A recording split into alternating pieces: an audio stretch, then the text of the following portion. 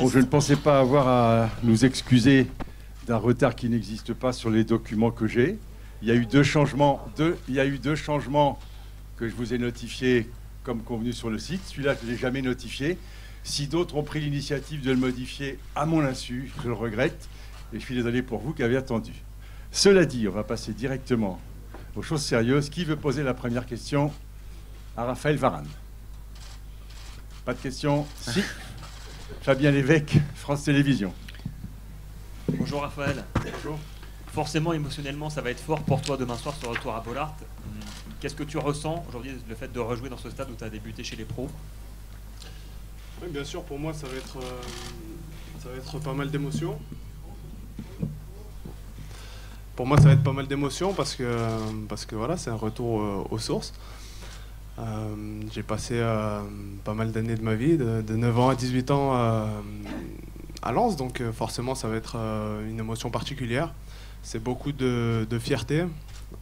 Le fait de revenir, ça permet aussi de regarder un peu en arrière et de voir le chemin parcouru. C'est l'occasion pour avoir des bons souvenirs et bien sûr beaucoup de joie de revenir ici. Pierre Liguet, la chaîne L'Équipe. Bonjour Raphaël.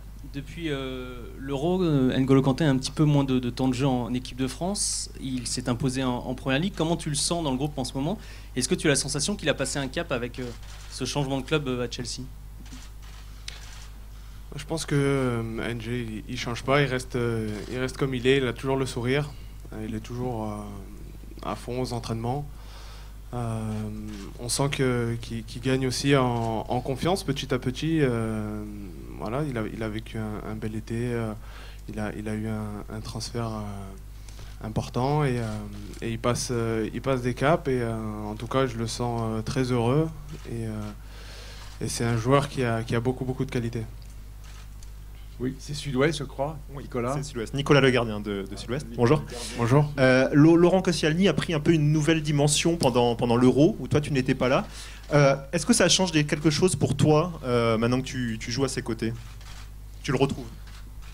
Non, pour moi ça change rien. C'est toujours la même personne. C'est un joueur qui a évolué, qui continue de progresser. Il exprime au mieux ses qualités. Et non, c'est un plaisir en tout cas de le côtoyer. C'est un joueur important et qui est vraiment en pleine forme en ce moment et c'est très bien pour toute l'équipe. Et en tout cas, moi je prends du plaisir en tout cas à le côtoyer. TF1, Jean-Marie Bagayoko. Bonsoir Raphaël. Bonsoir. Demain ce sera le dernier match de l'année 2016 pour l'équipe de France. Quel bilan tu pourrais tirer de cette année 2016 et si tu avais une note sur 10 à donner à l'équipe de France sur cette année, ce serait laquelle? Je vais vous laisser mettre les notes. Non, ça a été une très bonne année. On a réussi un bel Euro. Ça a été une année avec pas mal de victoires au compteur et un groupe qui a beaucoup progressé, qui a évolué, qui a pris en maturité. Et voilà, c'est une année qui était très belle et il manquait pas grand chose pour qu'elle soit vraiment magnifique et voilà, c'est en tout cas on a envie de finir sur une note positive demain. Raphaël Raymond, L'Équipe. Bonjour Raphaël. Bonjour. Le problème des notes, c'est quand on les met, vous n'êtes pas toujours très content. C'est vrai. Mais demain, vous pouvez battre un record, c'est-à-dire que vous pouvez battre le nombre de victoires sur une année civile. Est-ce que c'est un record important ou anecdotique pour toi et qu'est-ce que ça signifie? Pour nous, c'est assez anecdotique. C'est révélateur de la bonne année qui a été réalisée par l'équipe de France. Donc, moi, c'est pas un objectif qu'on s'est fixé, mais c'est vrai que c'est un petit plus. Voilà, c'est un peu dans l'idée, dans l'état d'esprit qu'on est, c'est de finir sur une note positive, donc ça serait un petit plus. Mais c'est pas du tout un objectif qu'on s'était fixé. Romain Delbello, Canal. Raphaël, en quoi les adversaires regardent l'équipe de France différemment? Apparemment, après la Suède, les joueurs disaient qu'ils sentaient de la crainte de la part des adversaires. Comment ça se matérialise dans le match? Je ressens pas tellement de crainte de la part de nos adversaires. Je pense qu'on a une équipe qui est jeune mais qui est compétitrice et qui obtient des bons résultats. Donc forcément l'adversaire nous prend au sérieux. On a réussi à comme on le disait, une belle année. Donc voilà, une équipe qui marche bien, forcément ça. C'est pas que ça inquiète, mais c'est que c'est une équipe à prendre au sérieux et que je pense qu'on est une équipe qui n'est pas facile à jouer. Donc forcément, les adversaires essayent d'étudier, de voir ce qu'ils peuvent faire pour nous mettre en difficulté et bien sûr qu'ils préparent les matchs de façon la plus sérieuse possible pour essayer d'obtenir un bon résultat contre nous. Le Parisien, Frédéric Goyard. Oui, bonjour Raphaël. Bonjour. Demain, vous allez affronter la meilleure équipe d'Afrique, en tout cas celle qui a gagné la dernière CAN. À quel match tu t'attends et quel souvenir d'une conserve de Serge Aurier que tu as bien connu ici à la Gaillette? On ne s'attend pas du tout à un match facile demain. On sait que c'est une bonne équipe, une équipe solide. Donc c'est un match qu'on prépare avec sérieux parce qu'on a envie d'obtenir un bon résultat. Même si c'est un match amical, on a à cœur de bien finir. Le stade sera plein.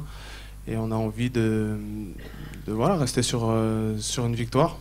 Et par rapport à Serge, c'est un joueur que j'ai bien connu en formation et il a toujours eu cette force de caractère, cette force mentale. C'est un joueur qui a énormément de capacités, que ce soit athlétique, technique. Donc oui, ça a été un joueur qui m'a marqué pendant ma formation.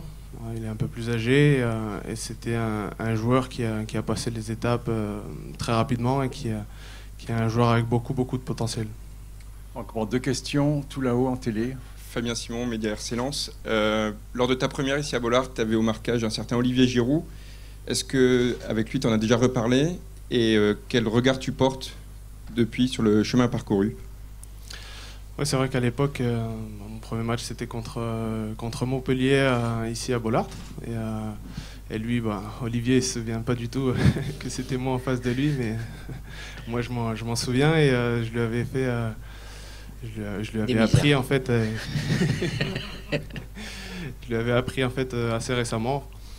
Et voilà, c'est vrai que par rapport au parcours effectué, pour moi ça a été très vite.